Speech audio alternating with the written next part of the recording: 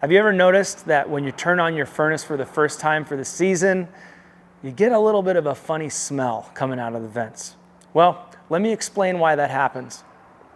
I happen to have an old furnace right here. It's been removed from a house, and while we've gutted it to train some of our technicians on how to fix them, this is a good look at what's inside the furnace. This is a heat exchanger, and this thing gets super hot because the flame actually goes through here, makes this box really hot, and sends all the, it's like a chimney kind of comes out of this right here.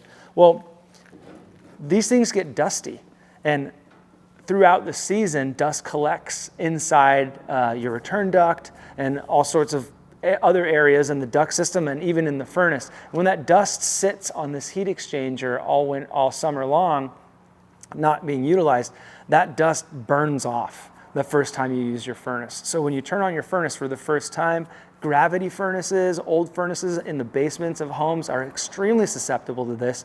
You get a funky odor the first time you use it. We recommend a maintenance to help clean things up. We recommend good filtration to help prevent the dust and dirt from getting in there in the first place. But if you want to know where the smell's coming from, that's what it is.